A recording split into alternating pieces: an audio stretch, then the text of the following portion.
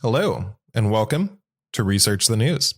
This week's episode is brought to you by Aldi, Fair Trade Organic Coffee.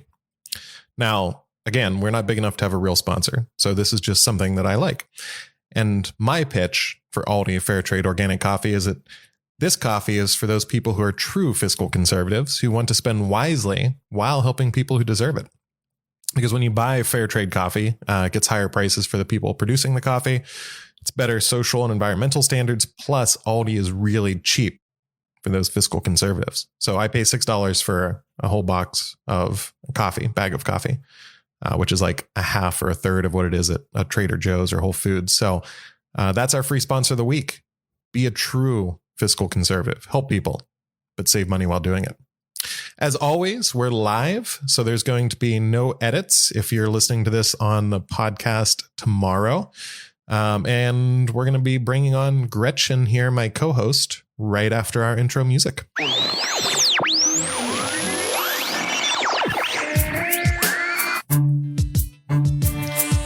All right, Gretchen, welcome to Research the News. How are you? I'm good. How about you? Good seeing you. So I'm going to cover what we talked about last week, cancel culture, virtue signaling. We had Peace Icon. What did you think of Peace? She was wonderful. She was a lovely human being, which I've heard of her. I have a lot of musician friends in Pittsburgh, and all of them have had wonderful things to say about her, and she totally lived up to the hype. Her whole family is great. So hopefully maybe we can have all the family members on. That'll be great. And they can maybe play music because her sister Joy is a great artist as well. So actually, this is my second free sponsorship of the week. Check out Joy Ike's Mr. Rogers cover song. That'll just make me cry. Oh, it's so good. She does a really upbeat, fun version of it. So, but also after we did this show, both Gretchen and I posted on Facebook a poll about cancel culture. And some things that weren't political, just kind of fun things that we want canceled. And so for anyone who's watching now, fun things, everyone wants to be canceled. We're not going to do it just yet, though. So if you're watching this just to see if you made the cut, you're going to have to wait till the end. That's good TV or whatever, radio, podcasting. Right. It's good podcasting. You hold people till the end. Or you just skip through. If you're listening to the podcast, just skip through the last 5 minutes and you'll be able to hear it tomorrow. So. And as always, you can check out researchthenews.org, which is our Wikipedia page with all of the information, the articles that we're going to be talking about today. You can also go to researchthenews.com. There's the video history, there's the old podcast, and there's also a link to the wiki page. But yeah, this week we are talking about bad decisions and repercussions. And before we go into the game of what's your bias, I just want to say that this week, we're not having a guest. It's just going to be Gretchen and I, because one of the things I've heard from the first 2 weeks is, well, we really like Gretchen, but we want to hear Gretchen talk more. So no pressure. Nope. I mean, lots of pressure. I may just not actually speak for the rest of the time. I may just stop, put all the pressure. If you want to talk, if you just want me to talk about my dogs the whole time, that can be arranged. Actually, I would love that. I mean, I think there should be a podcast where people just talk about their dogs. I'm sure there probably is, but that'll be when we start branching out into other podcasts. That can be your side gig from Research. I like it. So, but this week we're going to start out talking about Andrew Cuomo because he's obviously in the news for a few reasons. But before we get started, I just want to play "What's Your Bias" when it comes to Andrew Cuomo, and I asked Gretchen who she wanted to have start this, and she said me. So I'm going to go into my bias. I actually had a friend. I don't know if I told you this, Gretchen, but I had a friend who sent me when he first started with his pandemic response. She's lives in New York. She calls herself a Manhattan liberal, where she's very socially liberal, but fiscally she's still more conservative. And she loved Cuomo, and I was listening to him, and I was like, man, I like this guy. I wish he was running for president. He actually, it seemed like he had control of the situation. And then I kept listening to him, and I disliked him more and more every time I heard him talk. I may break out a really bad Andrew Cuomo impersonation on the show. I am terrible at accents and impersonations, but every now and then I can break out a decent Andrew Cuomo, and it'll probably fail if I try it. But the more I listen to him talk, the more I dislike the guy. It was more of an arrogant, condescending attitude. I just didn't like him. But I kind of fall in. There's two things that he's facing right now. There's sexual harassment charges, and there's Also charges, I mean, obviously what happened with the nursing home. So we'll talk about what exactly that was. But I'm saying before we get started and before we explain the story, it looks like he's guilty, but I'm also someone who's a big fan of letting due process play out. So if I had to be a jury right now, based on the information that's out there, I would say guilty on both accounts. But at the same time, I think there's a lot that needs to come out. And I feel like for me, we are innocent until proven guilty in this country, which I think is something we'll talk about, because are you really innocent if you're accused of things? Right. But I do not like Andrew Cuomo. All right. That was way too long.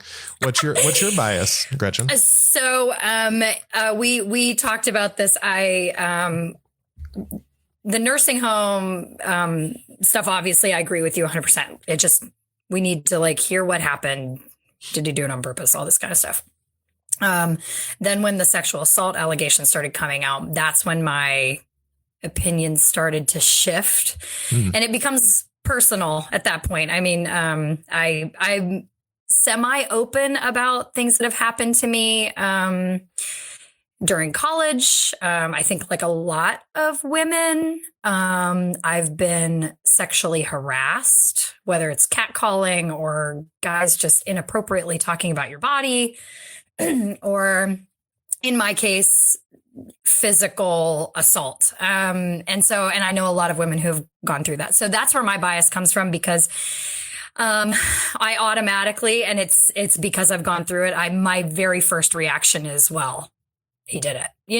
That's exactly what my first thought is. But then the little voice in my back of my head is going, maybe not. Give him credit. He could be a lie, something could have happened that it was misconstrued. So in the back of my head, there's that little voice, but the sadness and emotional part of my past kind of takes me to a place that is hard to recoil from. Right. And I mean, thank you for sharing. And I think that's something that's really difficult. I think we talked about this a little bit. As a guy, I mean, I've gone through some things in my life as a kid, but as an adult, I'm a 6'4" guy. I've never walked down a street and worried. There's the woman who was just killed in London this week, and there's all those protests, and I look at that and I don't understand it. Like, there's times where I've been, a little nervous about being in a situation, where it was I remember one time it was my first international trip, and I was in Italy, and I was walking home because I couldn't find an Uber, and I went through some really crazy areas. And it was the first time I remember actually running back towards my hotel. I'm a grown man. And I was like, there's no one here, and there's some weird stuff happening. And I remember just trying to get back to a main road. Exactly. Yeah. But that's a very unusual thing for me. In general, I feel like I'm I also, being 6'4", I've never had to be in a real fight, but people I think just kind of go, he's tall, so I feel like I don't want to mess with him. But if they did, they would just probably destroy me, because I'm just, I've never been in a fight. So,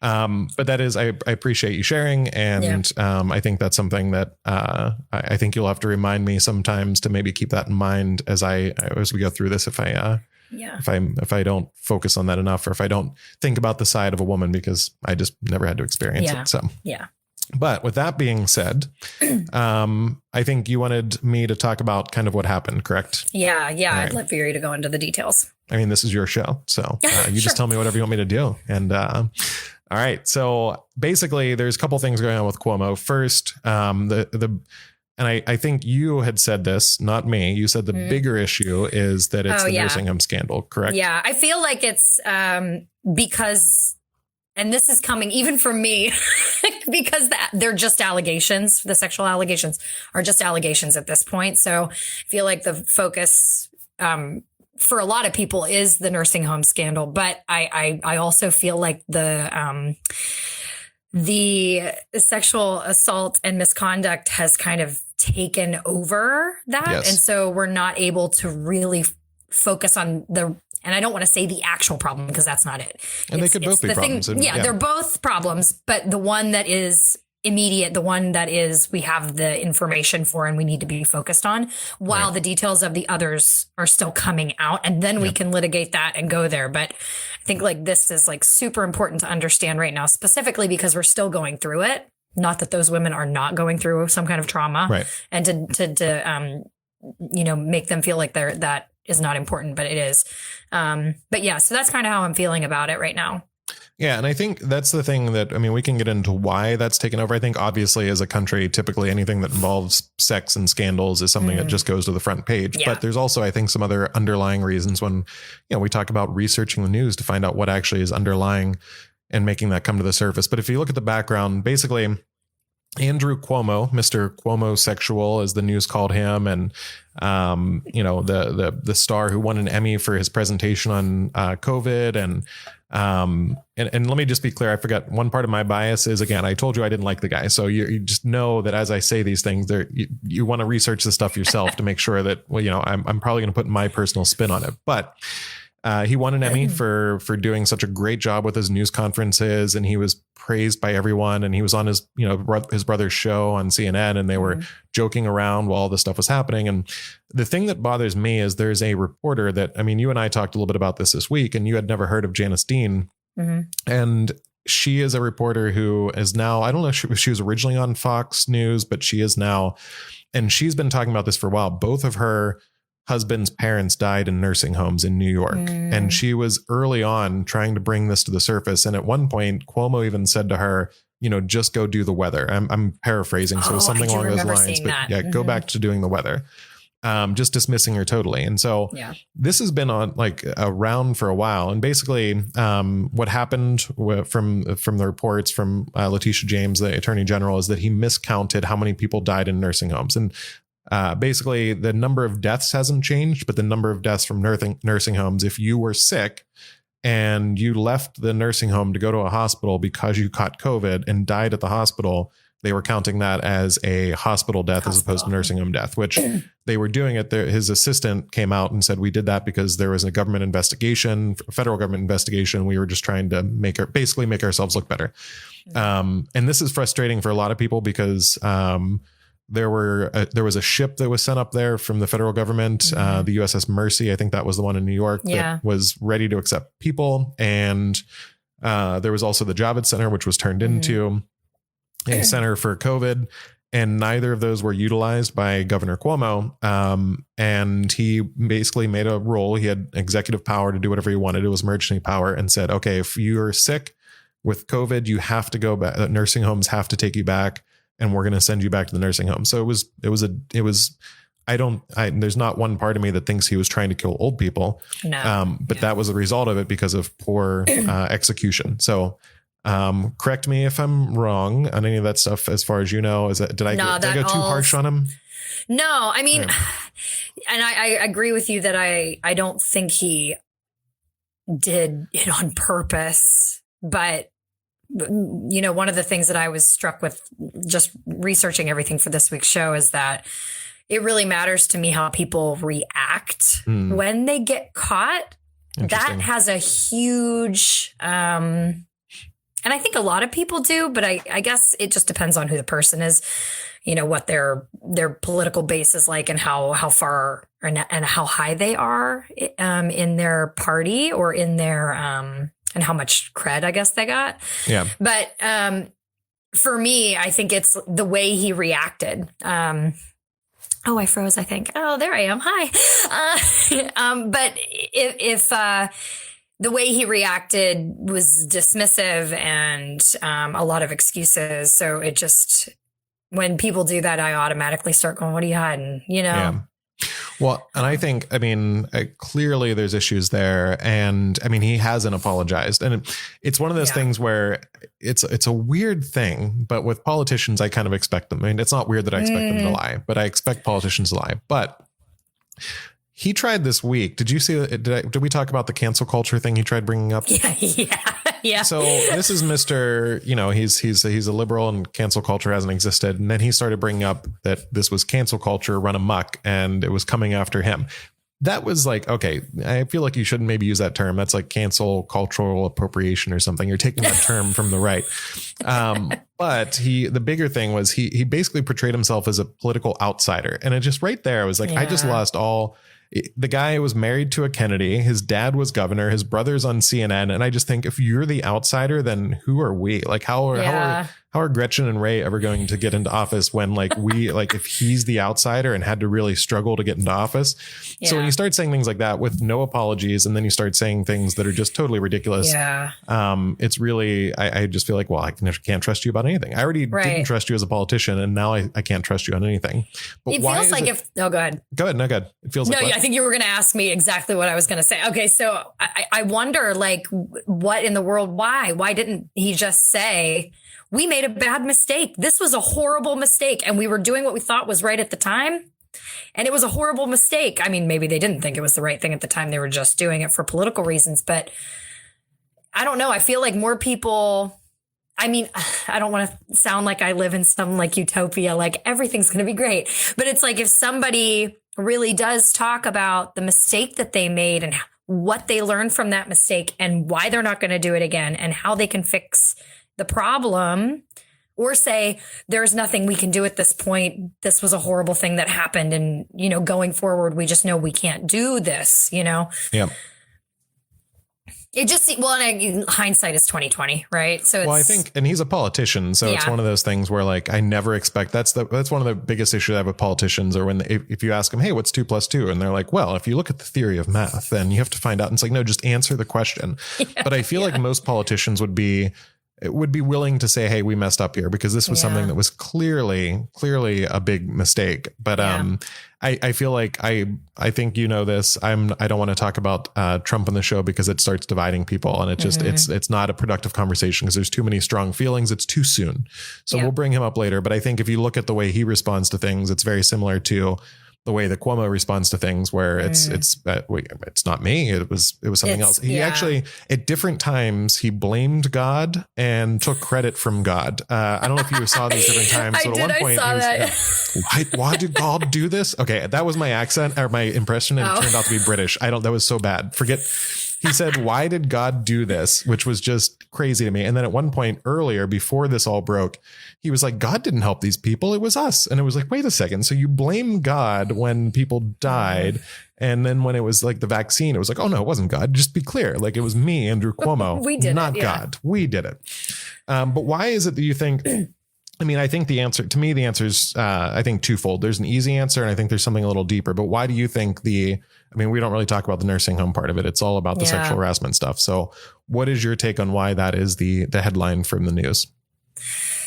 So I think whenever politicians become vulnerable, that's whenever people feel more comfortable coming out, right? So it almost seems like when one person steps forward or something happens like this to a politician, people automatically are like, all right, this happened to me. Now's my chance to not, especially when you're talking about sexual assault. So coming from even my own personal thing that happened to me, I never did do anything about it because it wasn't worth, it could have been worth something, but it wasn't worth ruining my own life for it. Because the person that did it was like really well liked and everybody liked him, and nobody really, it was like, he's a sports guy and everybody in my hometown liked the sports guy. So it's like, it wasn't worth coming out with all of it to people from home. And I feel like this is like on a huge level. So it's like, all right, he's vulnerable. Now's our chance to actually get something done about it. So whether people are doing it for bad reasons or good reasons, it's like whenever you go through something that traumatic, it's almost like you make excuses to yourself why you can't come forward, or why you shouldn't come forward. And then in this kind of a moment when someone is actually vulnerable, then you're like, oh, okay, now maybe could be the time and I would be listened to. Interesting. Whereas I wouldn't have been listened to before. I would have been dismissed, right? There's no merit to that. And then people just kind of move on and forget. And then it's kind of taking over because you said it when it bleeds, it leads. So it really took over. Well, you kind of took my under the radar answer first. You've actually taken both of them. So good job. I mean, this really is your show this week. But I mean, I feel like, yeah, number one, if it's sex involved, it's going to take the news coverage. But I think it's interesting that we have, I think there's a couple reasons why it has kind of taken over. I think what you said is something that I wouldn't think of. Again, I think this goes back to, there is a reality that as a man, we need to listen to women, because that's something I wouldn't really have thought of at all.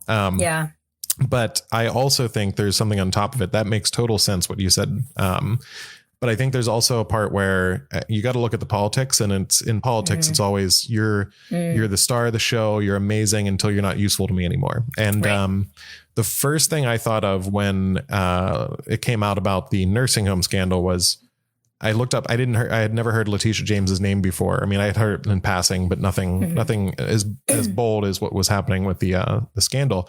And I was like, I wonder if she wants to run for governor. And when I looked it up, I was like, oh, she does want to run for governor, and she's more progressive than Andrew Cuomo. And I was like, And then when everything else started happening, I was like, it was interesting to me because I think that there were a lot of people focused on the nursing home scandal, and then these women came forward, and it distracted from the nursing home scandal, which also, it wasn't just New York that had this happen. And I think that's the interesting part, and the part that's important, because the whole idea, what Cuomo got caught for was changing the numbers and fudging the numbers. But when you look at a lot of different states, New Jersey, Pennsylvania, I forget, there were some other states, but they were doing the same thing where they were forcing people into nursing homes.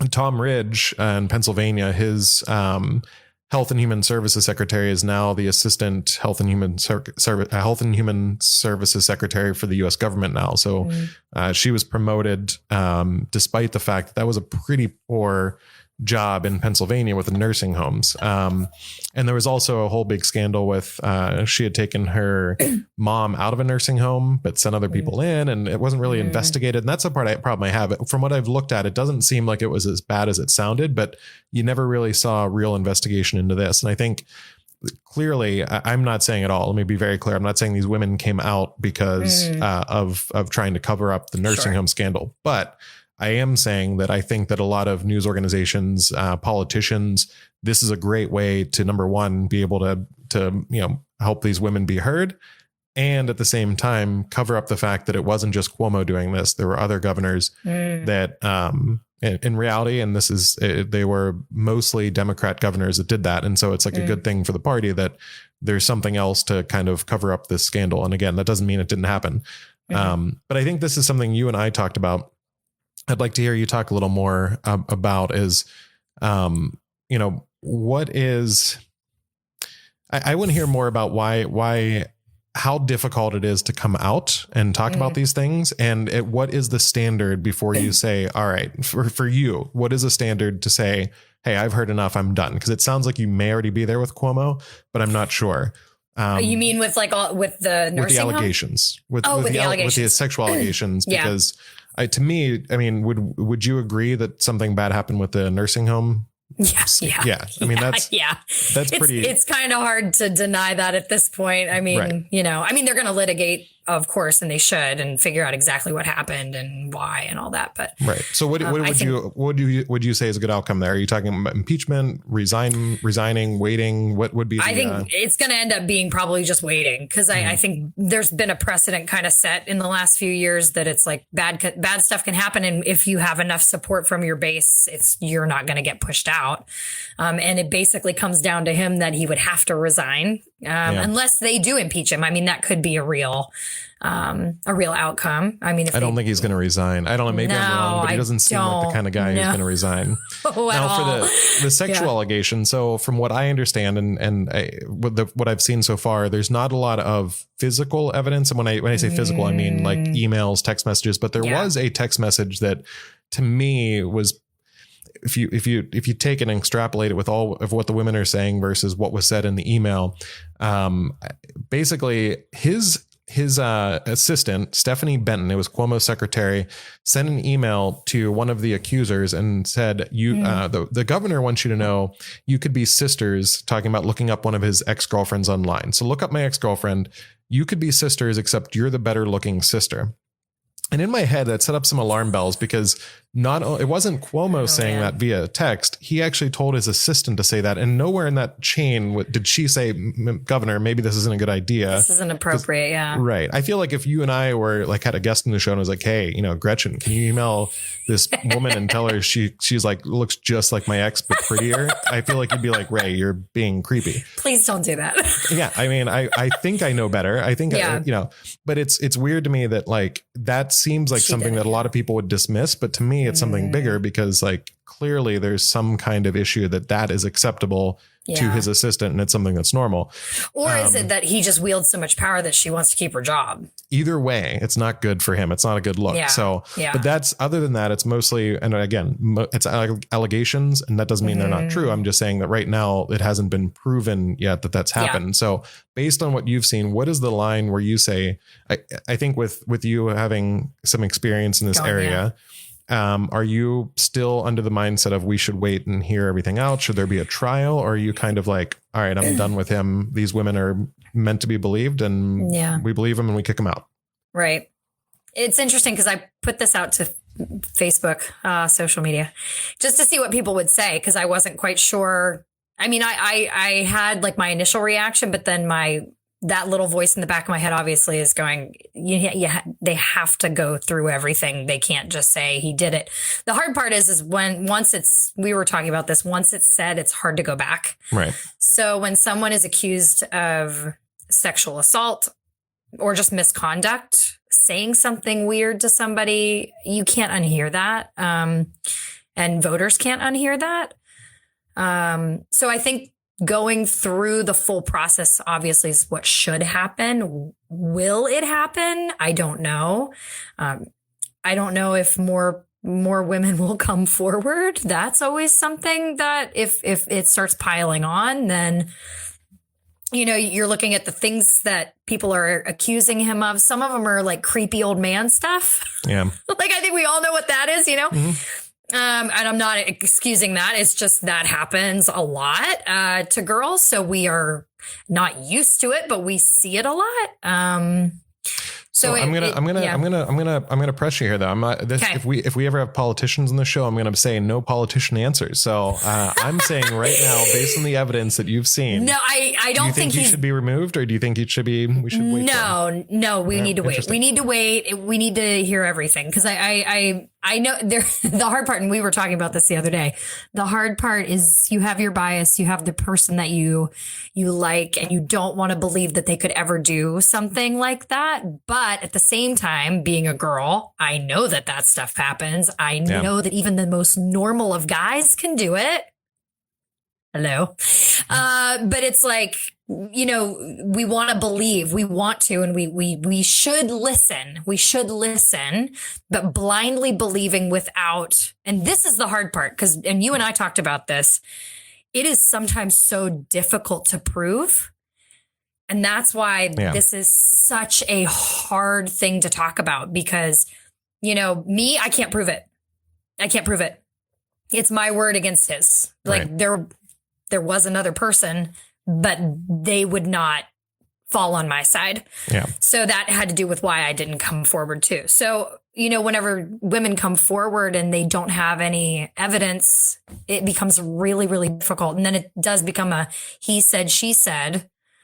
And the hard part about this is you start looking at this is going to ruin this person's life. Right.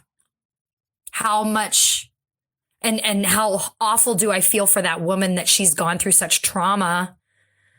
But if in the very small chance that she could be lying, this could ruin his life. Right.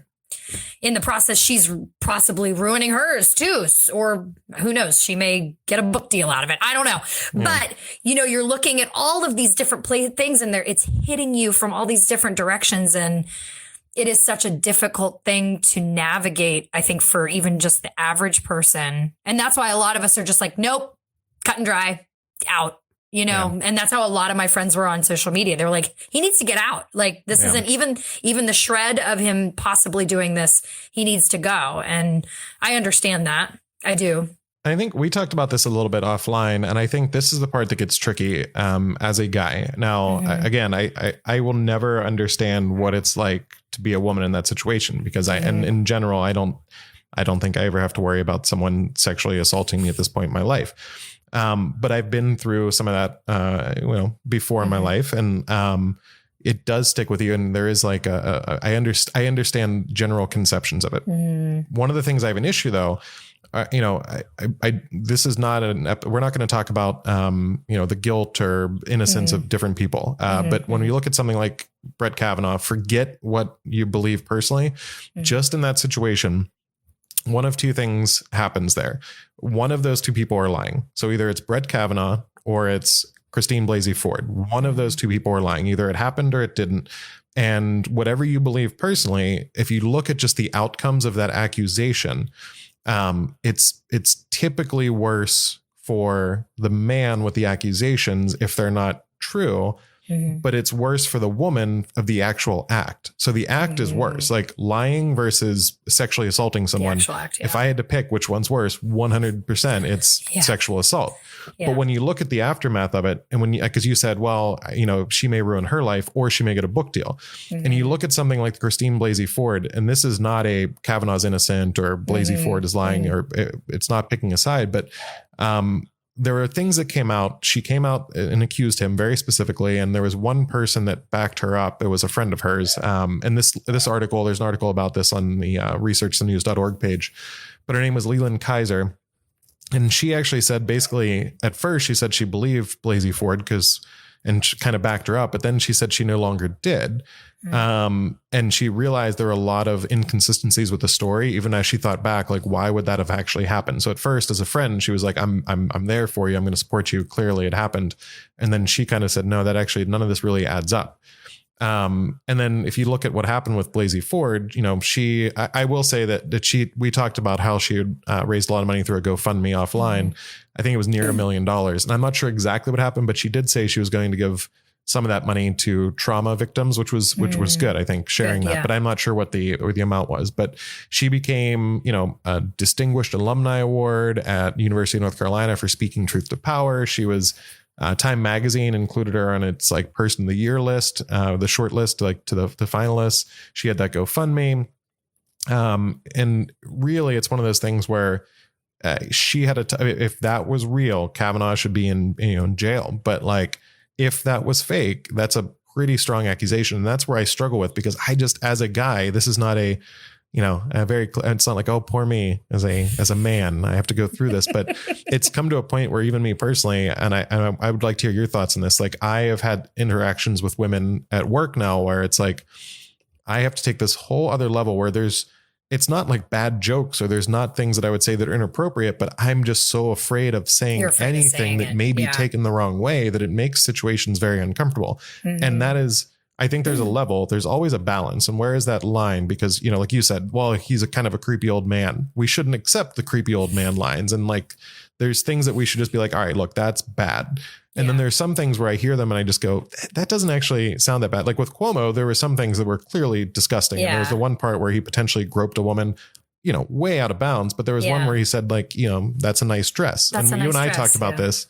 Like, I've heard women like objectify me, and I love it. I love being objectified by a woman. And that's the thing where, it as is a like woman, the difference between a guy and a girl. Yeah. Yeah. And I think that's the thing. When I hear your story, I can't understand what you go through. And I think that's the thing that has to be heard as well. Yeah. Not in a poor man kind of way, but like, there is a situation where it's like, we need to be taught instead of yelled at. I think as men, we have to hear like, oh, what you're saying probably isn't right. And I've had friends of mine that have told me, like, hey, maybe say it this way, or maybe, don't say girl if the woman's like in her 50s, say woman. And I tend to just generalize guy, girl. That typically is my slang, but I've tried to be more careful about it. It's more respectful. But we have to be taught this, and you don't get taught that by being screamed at or being, being accused after the fact, where at the time you may not have been corrected. So I think that has to be a factor in the equation, but where is that line, for you? And do you feel bad for men at all? Do you feel bad for us guys that like to be objectified and try very hard not to be? Yeah, I didn't think you would. So Here's the thing. I know guys that they get uncomfortable if women, say stuff to them. I'm sure they're very few. But I know a lot of women who really like attention. They like it. Interesting. And it's an interesting thing. I mean, okay, so I'm going to share a little story. So yesterday, this happened yesterday, which is hysterical that it happened yesterday. I went to one of our wonderful thrift shops in Pittsburgh. Shout out to the red, white, and blue. But I was standing there and people usually talk to me because of my hair. Everybody, it's usually the very first thing usually it's people telling me they like it. For the people listening on the podcast, it's shaved with what is that? What would you call them? Lightning bolts on the side? Yeah, there's just 2 lines there right now. Yeah. It looks cool. I had a lightning bolt at one point. Yeah. I've had everything in my hair. So people like first to start, yes. First he said, your hair is sick. And I was like, thanks. And I'm always I'm a happy person. So I was very, very happy. I'm like, thanks, man. That's really nice of you to say. And he left. And then I saw him turn around and come back. And he said, I don't want to make you uncomfortable, but even with a mask on, you are totally hot. And I was like, thanks. And I was like, okay. And the funny thing was I was wearing like an oversized sweater coat with a t-shirt and jeans and my Puma sneakers. Yeah. And I'm like, okay, I'm not trying to look cute right now. I specifically didn't look cute. I didn't have makeup on. I didn't, I just went to the thrift store and I took it as a compliment. Like it was like, I'm not trying to look cute. Thank you. But then in the back of my head, I'm going, that was probably really inappropriate. But at the same time, it was like, okay, thanks. That was nice of you. Okay, thanks. And there are moments. And I think it has to do with, honestly, I mean, even with the mask on, like they're in their eyes. That sounds so weird, but it's like you can see in their eyes whether there's something nefarious going on. Interesting. Yeah. Because sometimes guys, it's like I was telling Ray the other day when we were talking about this. We used to go, my girlfriends and I used to go to, we affectionately called it the meat market. It was a club in downtown Pittsburgh. And you would just be surrounded by guys. And we actually had things where we would like save each other when the situation would get like they were about to start touching us. And we were like, let's go, and we'd like grab each other. You could see it in their eyes. It was not coming over to be like, oh, hey, you look really nice. Do you want to dance? No.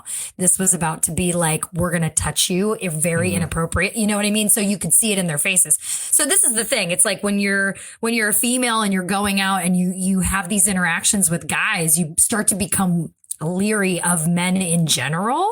Yeah. And even and like you said, like you're thinking about these things that you're saying, which is great. Because a lot of guys they don't have that filter. They just say it.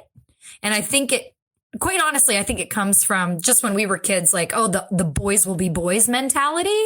Oh, he's just a boy. It's just what boys do in the locker room mentality too. Like we've heard, oh, it's just locker room talk. It's like, all right, locker room talk. Are you going to say that to my face? But I think it really does come down to their approach, but even sometimes that's not going to help. So I would say this is interesting. So I feel like there's a couple things here. You're talking about like the locker room talk. I think that's one of the things I want to talk about. And also, I'm not going to go through the whole story, but one of my favorite interactions during COVID was I was at Lowe's and there was this woman who came in who was a very tall woman and she walked past me as I was waiting in the line for a return. And I turned to look at her and she turned to look at me. So we were both like, oh, we passed each other and we turned back to look. And I was like, oh, and then I realized I had my mask on. So I like tried to smile at her, but then it was like, she can't see me smile. So then I just look creepy because I'm like, I'm going to just keep staring and you can't tell. And so I was like, whatever. And so I just went back, did my return and I go back to the vacuum cleaners because I'm an adult now and I was looking to buy one. And I hear this woman come over and she's like, so you're looking for a vacuum? I turn, it's her. It's the girl that had passed me up. So we ended up talking, we exchanged numbers and I called a friend of mine. I was like, this should be a TV show, like a reality show of like, I don't know what this girl looks like, but this is like an exciting moment. Yeah. But it's so, I mean, any guy, it doesn't matter if a girl looks at you, I mean, I don't want to say any guy, that's gross generalization, but most guys, a girl looks at you, not one, I have never gone like, oh, I can't believe she's looking at me for my body. Like it's every time it's like, still got it, Ray, whatever. And I think that's something where it's clearly a difference. And I feel like that's something that we have to, I think in general, women tend to get more attention and clearly get way more attention than guys do. Yeah. And deservedly so, because most of us are just hairy and gross and, we don't really take care of ourselves. But I think that's a totally different reaction. Even when you talk about the locker talk, though, I think that's something. So I see the difference in how men and women react. But I hear the locker talk conversation a lot. And it's like, well, boys will be boys, guys talk. I have heard you girls talk when you don't think guys are around or you're comfortable around a guy. And I'm just going to say there's times where like I've tried very hard in my life not to be a locker room talk kind of guy. It's just not my thing. But and I'm not someone who's like I'm not nervous to hear things or embarrassed. But you guys make me blush sometimes with how you talk.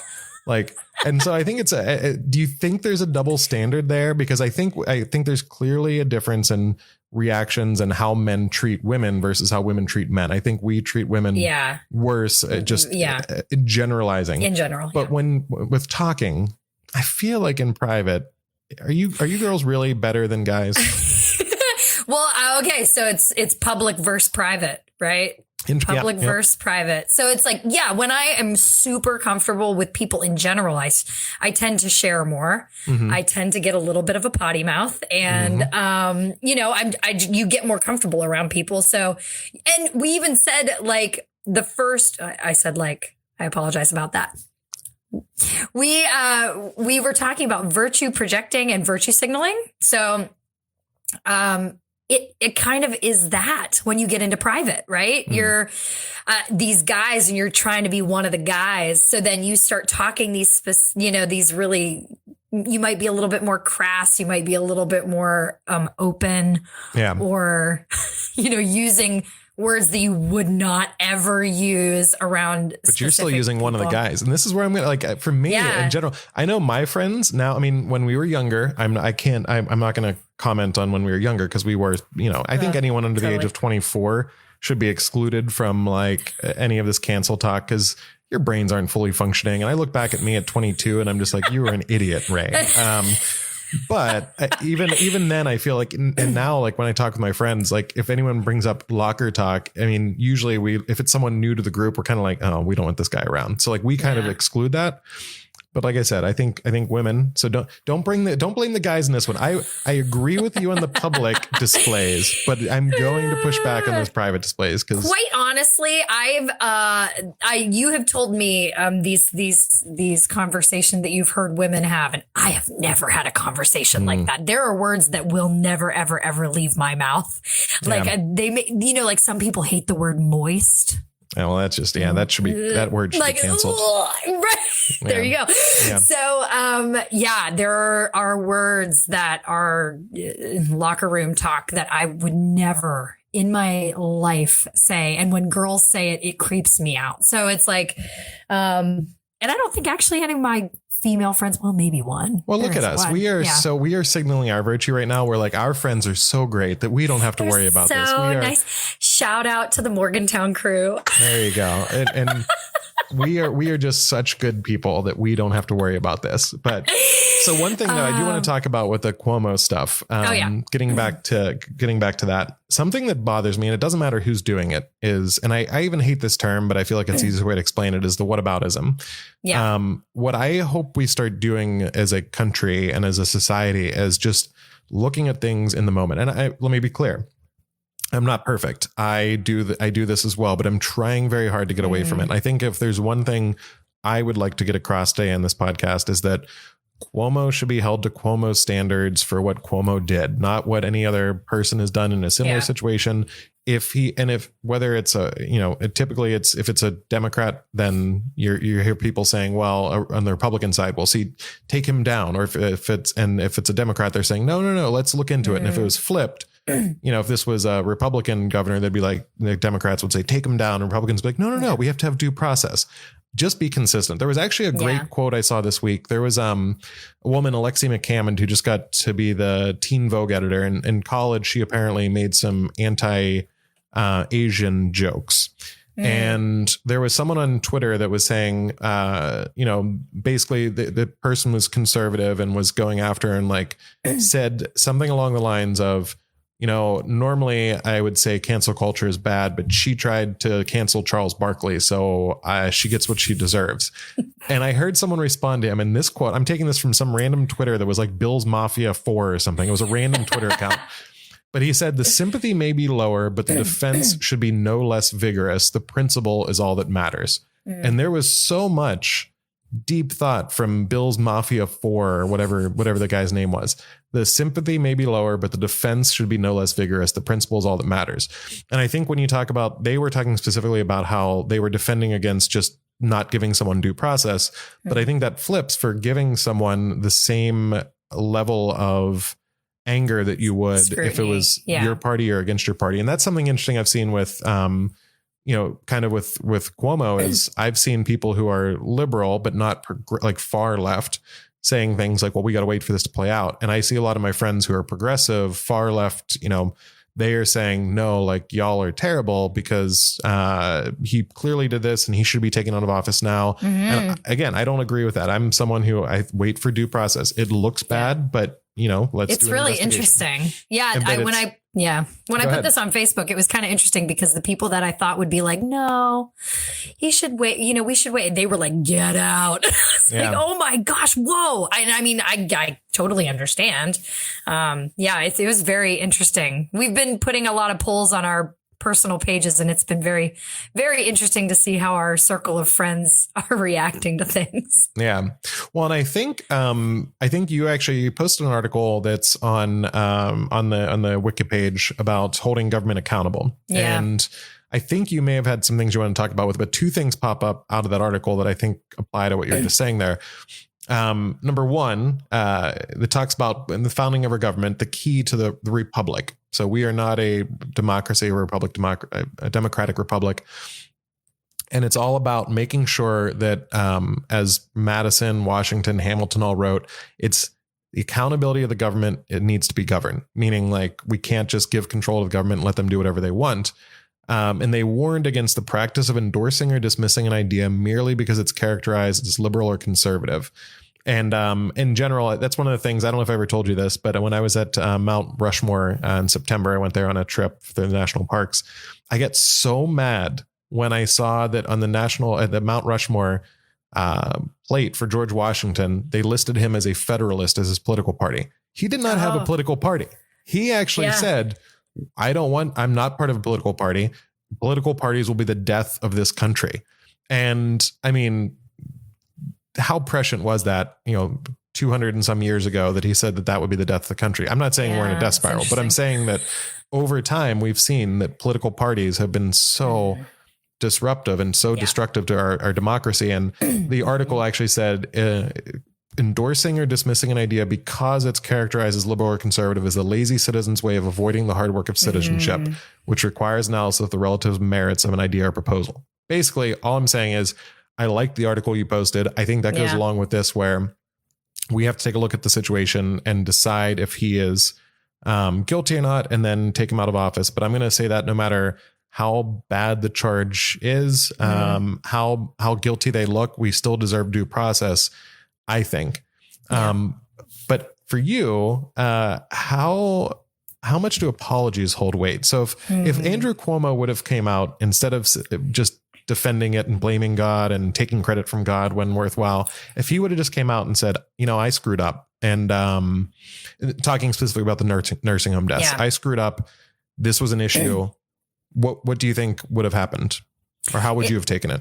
Yeah, whenever I was looking up these, like, how do we hold public officials responsible? I knew in the back of my head, like, how, right, voting and all these kinds of things, but I didn't think about just our regular bias and how we look at our candidates or people from our own political parties, and how much weight things like them apologizing for things, how much weight that can really hold.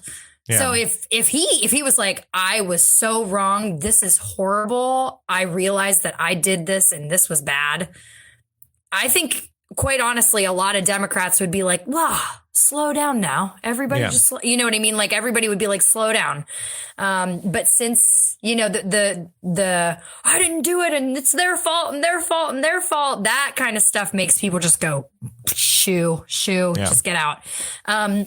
So, you know, one of these articles, I think it was in the Atlantic, they interviewed, I can't remember his name.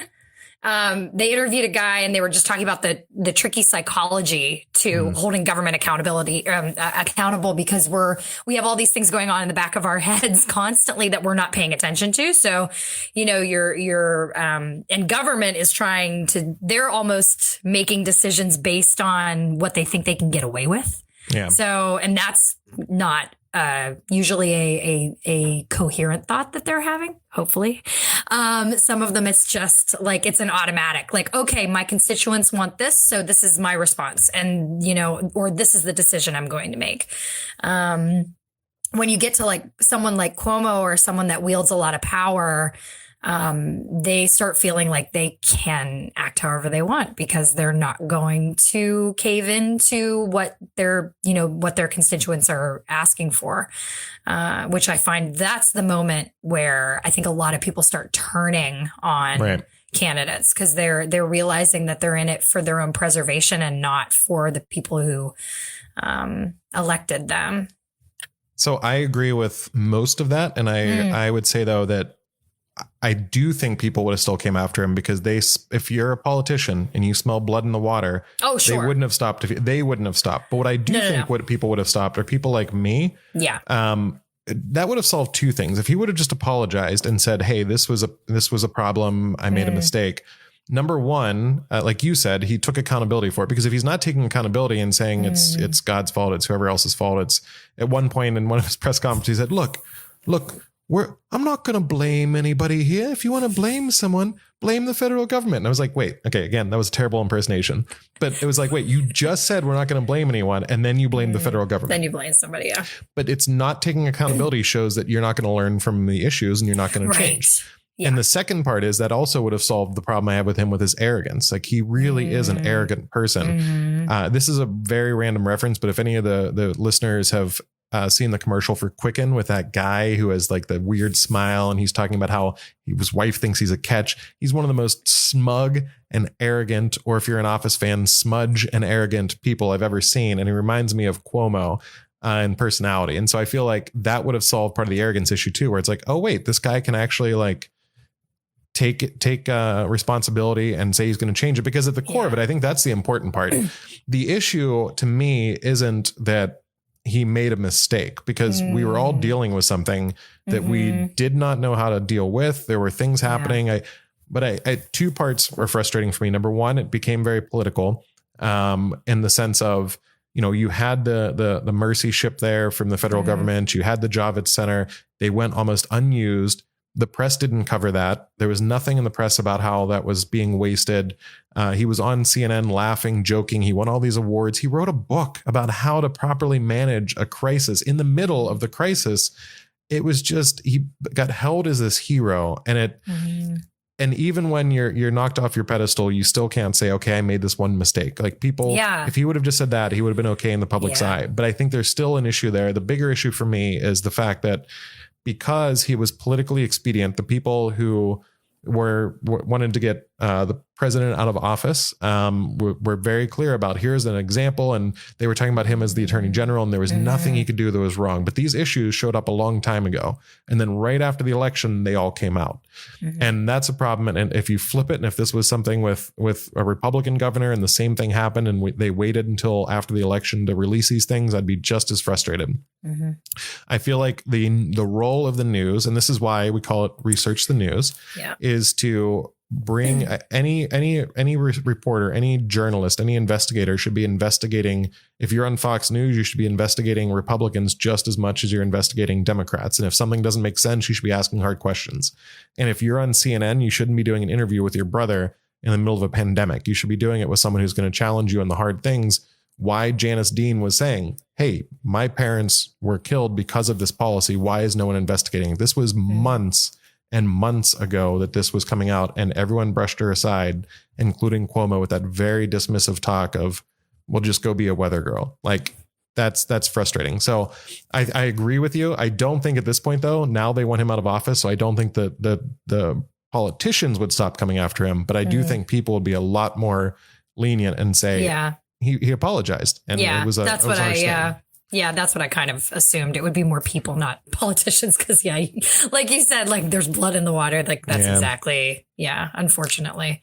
As someone who is considered running for office and still wants to, that's I feel like I don't know how anyone good does it. Like, I feel like if I run for office, I'm probably not a good person.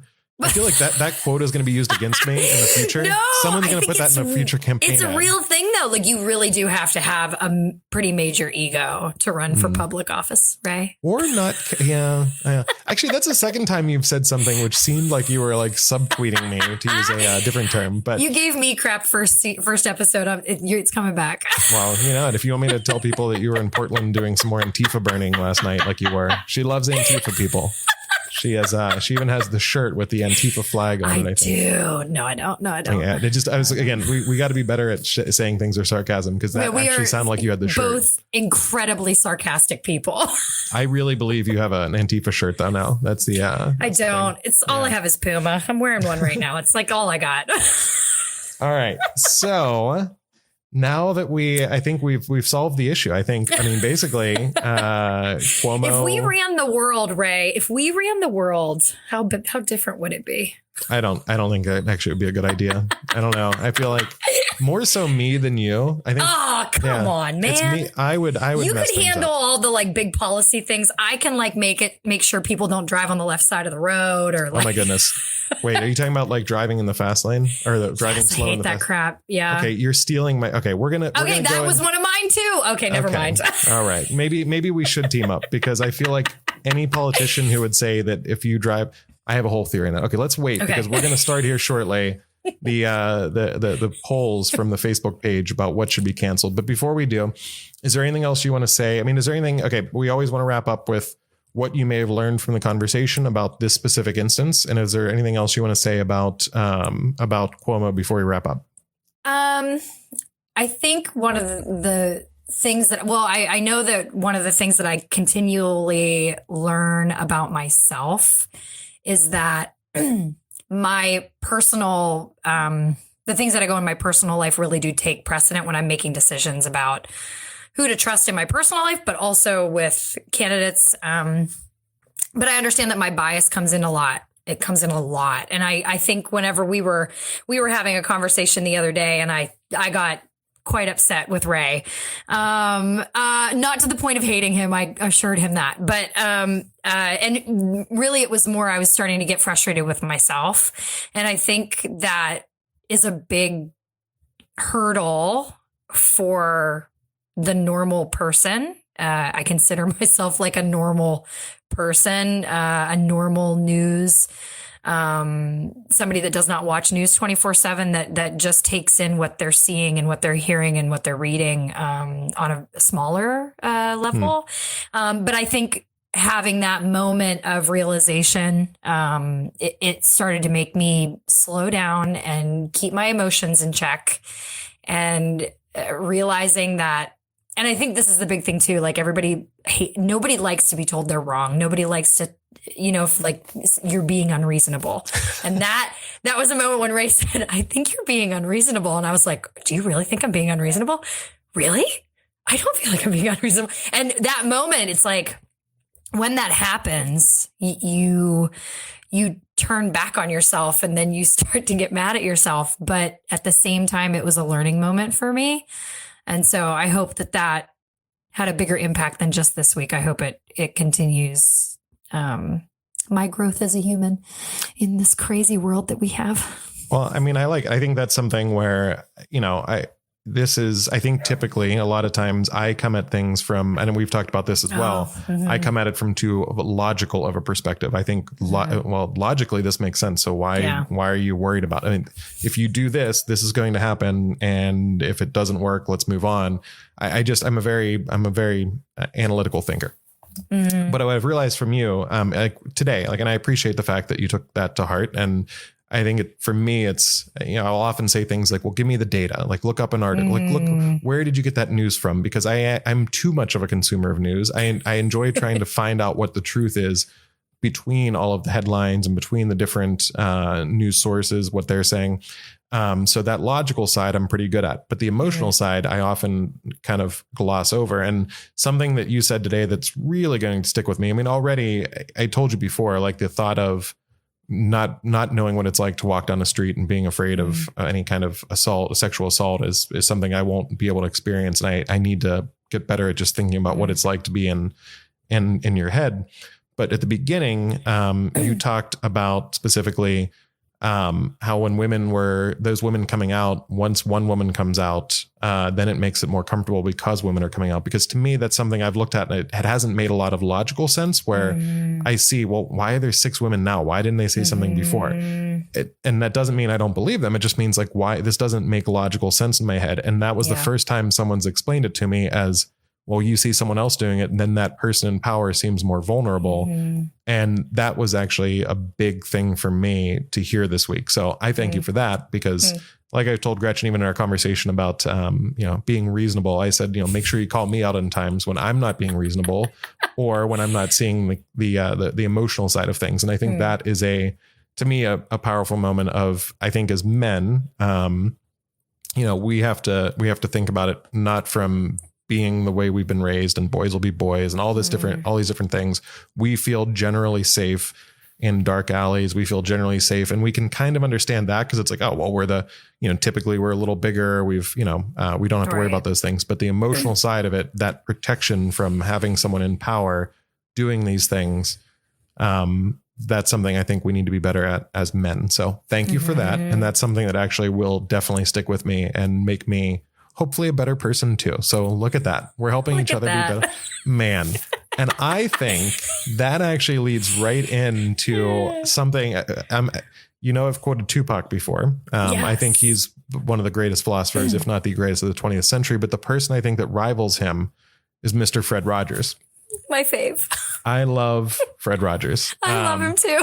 And he makes me cry like any and every time I cry. I just cry. I don't want to say this, but I can. Okay. So, there's very few movies that get me choked up, and I watched the documentary of him, not the Tom Hanks movie, but the documentary. And I couldn't help it. I was on a date with my girlfriend at the time, and I had lost, and she was fine. She was like consoling me, and I'm like trying so hard not to bring the tears out. And I will say, quick side note, I walked outside, and there's a great scene in the movie where Mr. Rogers brings up this kid in a wheelchair that he had in his show. And 20 years later, he sees this kid at they surprised him at a award show, and he ran up on stage, knew his name. He looked so happy. And I walk outside after the movie. I'm like already emotional. It was down in a place called the Waterfront in Pittsburgh. There's all kinds of shops. And I see a kid who was about 18 years old, who we had helped with Zogo, my product that I work on full time that helps people with disabilities. And I went over to talk to him, and he uses an eye typer. So he uses his eyes to type with because he can't speak. And we caught up. I asked him how he's doing. And then at the end, he was like, would you mind giving me a platonic kiss on the cheek? And I was like, come on, man. Like after all this, I came out, I was trying to I let the girl I was dating go into the store so I could calm down. Then there's this kid that we helped out who's just so friendly. And it was, I was a mess after that. Oh, so sure. I may cut this from the podcast just so people don't know that I have a real heart. No, no, you have a heart. I'll leave it in. But with that being said, one of the things we talked about was what is the alternative to cancel culture that still allows us to fix the problems. And I found a great quote from Mr. Rogers that I think is important. Now, to be clear, this was Mr. Rogers quoting a guy named Dr. William Orr, but it was written in his book.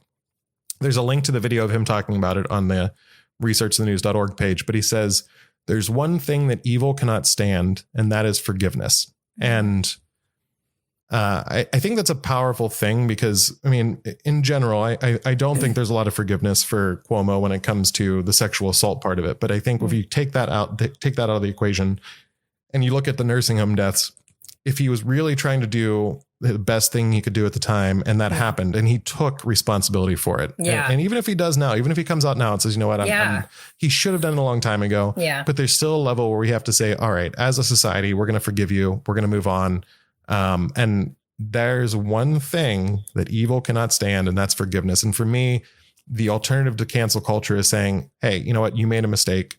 Whether that's a governor, whether that's someone who posted something inappropriate, let's talk through, let's see what you could do better next time. Here's how you can grow as a person. And if that person doesn't accept responsibility, you can't forgive them because they're not asking for it. But I think that to me is a way we can solve it. So anything to add to that, or do you want to wrap up with our, Mr. Rogers is amazing. Perfect. All right. So are you ready to do now what we're going to do here? Oh my gosh, I'm so excited. We went on Facebook and we threw out some things. I'm actually going to start out with two that I have come up with personally that I really think things that should be canceled. We posted this on Facebook as non-political things that deserve to be canceled. So with that being said, I am going to throw out some things here, and then you're going to throw out some things, and we're going to just decide if you agree or disagree that these things should be canceled out of real life. This is my first one. This was not taken from the Facebook page. Tours when you visit someone's house for the first time. I kind of love that though. You love them? Oh my goodness. Like, listen, my friend Steph and Dave just bought this unreal house on the slopes in Pittsburgh, and it is the sickest house I've ever seen. And I was like, this is like Cribs. I need a tour right now. Like I was like, it was her birthday party. And I was like, now I want it now. I mean, if they have like an outdoor deck with a great view, but in general, it's like, they have 5 decks. Okay. I have a 1-bedroom condo and people come over and how about the tour? And I'm like, there's a room, there's a kitchen, there's a bathroom over there. Like, what else do you want to see? Like, there's not much there. But for me, go ahead. Well, so you like these tours. I don't. I love them. Well, and okay, I am like, I am home improvement crazy right now because I purchased a home. I took out all of the carpets and refinished the floors, and all of my friends have been like following this journey on Instagram. And so when people have come, they're like, I want to see it all. And I'm like, let's go. And so we like traipse all through the house. So yeah, I'm totally into it. Yeah. Well, although I can understand if you have a tiny place, I can understand why you wouldn't want to do it. Yeah. Number 2, and I think this one's easy to agree on because you brought this up already. Driving slow in the passing lane. Come on, people. It's a passing first of all, lane. it's against the law. Right. I don't know why in the world people would still do it. It's terrible. If I actually have said that if I run for governor someday, I'm going to run strictly on the fact that if there's no more speeding tickets, only reckless driving tickets. And that could be that you're driving too fast and weaving, or that you're driving too slow in the fast lane. That's it. Because you could be going 85 and being safe, or you can be going 55 in a passing lane and being extremely dangerous because if you don't see someone coming up, oh man. All right. So we agree there. So we're 1 for 2. Yep. Blowing, and these ones come from the Facebook page. Blowing out candles on a birthday cake. I agreed with this one. Yeah, that's gross. It's gross anymore. It's gross. Right. Yeah. I never noticed, and I'm a germaphobe, and I never noticed how gross it was. Yeah, right. It really is disgusting. 2 for 3. I forget. Are you a hockey fan? Yeah. I'm going to call out by name the person who posted this. His name's Dan Snyder. Tom Wilson. Do you know who Tom Wilson is? No, I don't know who Tom Wilson is. He's the biggest goon in hockey. He plays for the Washington Capitals, and the man just tries to end careers. I'm just going to say that you agree with it if you ever saw his hits because you're a kind person and you would hate him. So we're going to agree on that one because it's so bad. So bad. Sometimes hockey players can get a little crazy. Yeah. Well, this guy is way beyond the bar. All right. And my last one before we go into the frustrated guy section, I'm going to let you go next. And we're going to come back to the frustrated guy section. But school fundraisers, and it's specifically called out school fundraisers where you have to pay twice as much for something that you don't need, that then only a small portion of the money goes to the actual kids. Thing. Yeah. How do you feel about school fundraisers? Yeah, I don't like that at all. But I will say that growing up, I was a cheerleader and we had to sell Mariana's hoagies and they were legit and everybody looked forward to them. So it depends on what you're selling. Hoagies. But here's what I thought of. Yeah, go ahead. When I heard that, I immediately popped in my head was this is basically baby's first pyramid scheme. This is like the indoctrinate. All these people selling school fundraisers are going to be selling shakes that allow you to lose 50 pounds over the course of 2 days later on in life on Facebook. Hey, can I talk to you about something that I'm doing? No, you can't. Sorry, I didn't see your message. Sorry. I just died. Sorry, I'm dead. If you have a shake that can bring me back to life, we're good. All right, those are my top 5. And then I'm coming back to the frustrated guy section, but you go. All right, you give me the intro and I'll tell you if I agree. We're amazing. Okay. The first one is, and we both had this one on our, people had said this, gender reveal parties, but that's kind of political, like at this point. I think once you set something on fire, so I agree with that one, because once you set something on fire, I feel like you definitely have to get rid of them. Yes, that was her point. She's like, you're just basically setting things on fire to like yell about body parts. On fire. Why are you doing this? Yeah.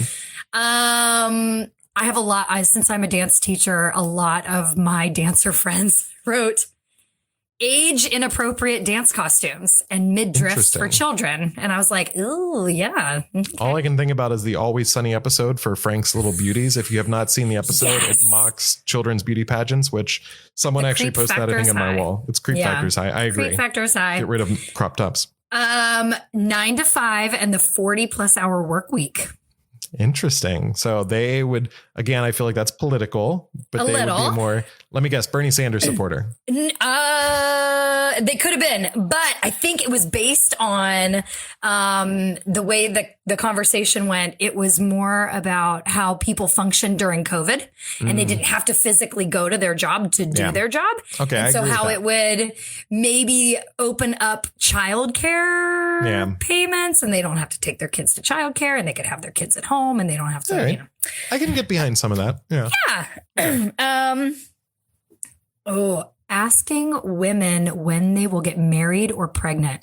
I think it's actually always really good to ask if a woman's pregnant. That's like the number one rule I go by, is if I see a woman, even if she doesn't look pregnant, I just, are you pregnant? It's a great way to start a conversation. This happened to me. They asked if you were pregnant, or they asked if I was pregnant. I was working at Walmart. This was when I first moved to Pittsburgh. I worked at Walmart to feed my dance habit. And, I was working in the jewelry department, and I was wearing an Empire waist shirt. It's okay if you don't have a clue what that is. It's where there's like a shelf kind of section at the top where it's gathered. All right. It's gathered under the chest. So I was wearing this cute little shirt that had little cap sleeves. It was really sweet. And this woman, I'm helping her look at things, and she goes, "When are you due?" Ooh. And I was like, "What?" See, luckily for me, I never ran into that personally, because I watched in action. I'm not going to say who, but a family member of mine was at a Memorial Day party when I was about 15 and said to someone there, we'll say her name was Susie. Susie, I didn't know you were pregnant. They're like, I'm not. And the look on her face made me realize, if I met a woman if I saw a woman on an operating table ready to give birth, until she says the words, I'm pregnant, I'm not asking. I don't care how pregnant you look. Rule. That's the rule. Never, ever. That is the rule. Never, never, never. How awful. I mean, I know how awful I felt in that moment. I'm like, I'm burning this shirt. And she started to laugh. And I was like, I am not pregnant. And she was like, oh, honey, I'm so sorry. And I was like, basically, you look fat today, Gretchen. Okay, great. Plastic bags and unneeded packaging. Interesting. All right. They were like, Aldi doesn't make Aldi doesn't have plastic bags. They do have it in packaging, but this one's great. Bras. Oh, yeah. I already got rid of mine. I've never had to worry about that. You can tell that a lot of mine were women that were doing this. One that I put in, and it got one of the most likes, was daylight savings time. Yeah, I actually had a few people on my wall say that as well. Yeah. So and it's perfect. Like that's, One of my friends lives in Arizona, and she's like, we already don't. And I was like, nice. Oh man. All right. And my last one, I'm going to give you my last one. And it had probably the most likes on my thread. And it was one that I threw out because I drive in the car so much. Yeah. Trucks with testicles. Oh yeah, no, those are terrible. And everybody was like, "Yeah, no, you're 100%, compensating 100% for something, agree. man." Yeah. Well, so I think we agree. I think I agree in most of yours as well. I will throw these out. We don't have to go through each one individually. I'm just going to say this is the frustrated guy section. Diamond engagement rings, which was tied on mine for most liked with gender reveals. Yep. Greeting cards, Valentine's Day, which basically I think you can wrap those up with anything that Hallmark is involved in. I think Hallmark is actually the devil. I think, and I actually am all for getting rid of all of those things. Diamond engagement rings, there's actually kind of some people just thought it was a waste of money, which I agreed with. And it's also like, blood diamonds, and it's just not a good, and let's get rid of diamond engagement rings. I think that's terrible. Yeah. And expensive weddings kind of tied it all together because really for me, I said, I talked about how we should have an episode on financial planning here, because if you go into debt, paying for a wedding, that's not a great way. Maybe that's why you have so many divorces, because you just go into debt and immediately after getting married for something that's going to last one day. And to me, go get married in a beach somewhere. Whoever wants to come, they'll come. And if they don't come, they may send you a gift anyway because they feel bad they can't come. So you save money there. I feel like that's the way to go. Yeah. But I will say there are two things new to me that actually made me think. Number one, baby shoes. I don't have any kids. But I asked, I was like, why? I wasn't really sure. And they said they shouldn't wear shoes until they're getting ready to walk. And because they're unnecessary expenses, so you don't really need to pay for it. You don't. And two, food eating competitions, which I've been a part of many Quaker steak and lube wing eating competitions, and I thought they were talking about it just being gross, but they actually said it was about gluttony, and I thought this was the compromise we came to, which was, well, what if every time you went to a food competition, because there's so many people in the world who need food and you're just shoving your face, it's like Tom's shoes. You have to go and like donate to a nonprofit like World Vision to like, to make sure that you're helping someone in need. So speaking of the person who posted that comment, we're talking this week about prison reform, and we may be talking about that soon on the show. So not sure if it's going to be next week or not, but prison reform will be coming up. So anything else you want to say about the cancel list before we wrap up? I want to pick a fight with one of your posters. They said pickles. Pickles, really? Yeah. Pickles. You're a big pickle fan? Oh my. Dill or sweet? Dill. No sweet. Okay. Can't handle sweet. I like the sweet dill pickles, is the way to go. Yeah. Oh, yeah. I think it's actually funny. Do you like Miracle Whip too? No. First off, I've tried very hard not to eat mayonnaise anymore, but if I'm going to, it's definitely actually Duke's. It's a Southern mayonnaise I found that's actually really good. Duke's is like the way to go. I used to be a Hellman's guy, but switched to Duke's. So Joe, who posted that comment, because I remember because I actually asked him like, any pickles or all pickles? He and I actually did a brief podcast about 8-9 years ago. So really? Yeah. We actually did one together. How about that, man? It was for the old website I had. Yeah. It was a long time ago. So yeah, you're picking it. I think you were just latently angry that he was my first podcast partner. So yeah, probably. Yeah. I was in there somewhere, even though I didn't know. So wrapping up, we're going to have one good thing from you, and then I'm going to just kind of recap what we talked about and then head out for the week. Yeah, I belong to a group on Facebook that's a Pennsylvania let me just clarify. I feel like I just kind of threw it out there for the listeners. We want to end with one good thing that happened this week. I feel like I want to set you up more. So this is one good thing that happened either this week. Gretchen, what's one good thing that happened to you? These people are awesome, and I love this page. We have been looking forward to these past few weeks. All winter long, we are finally able to start our indoor seeds, and I planted mine last week, and my tomatoes are already about 2 inches tall, and I'm super excited about it. Wow. Fresh vegetables. Hopefully hopefully I get to share some of those. So yes, I will make sure, Gretchen, that as we wrap up this show, number one, I just want to go back just real quick. My quote that I like, Mr. Rogers, there's one thing that evil cannot stand: forgiveness. Let's remember that as we go forward. But maybe if you give me some vegetables, I'll give you things like this cool Research the News sticker. Ooh, you mean I don't just get one of those? Well, yeah, you do. But it was more for the listeners. So if anyone knows me and wants stickers to plaster wherever you want to plaster them, feel free to let me know and I'll get you some Research the News stickers. But we also have t-shirts. So they'll be coming out soon too. So, I mean, who knows? I mean, we already have fake sponsors. So now we have t-shirts to back up our fake sponsorships. It's great. The fake sponsorships don't pay for the t-shirts, but no, they definitely don't. All right. So in the future, though, speaking of sharing this podcast, if you see me, ask me for a sticker. I'll give it to you. If you come on the show, I may give you a t-shirt. But if you want to become a guest, feel free to let us know, because I actually want to find people. The first two people I tend to agree with. I want to find people I want to argue with. So if there's anyone that disagrees with me, which there's plenty I've found in my life that people that disagree with me who want to come on and have a discussion, feel free to let me know. And just reach out. If you go to researchnews.com, there's a link there where you can actually sign up to be a guest and tell us what you want to talk about, and we can see if it's a good fit. So with that being said, I think that's all my stuff. Share this podcast. Check us out, researchnews.com. You can subscribe on Spotify if you want to listen to the audio, or join us next week as we do it live on Facebook. Gretchen, anything to say to wrap up? Nope. Bye, everybody. All right. Well, thanks for watching, and we will see you again next week on Research the News.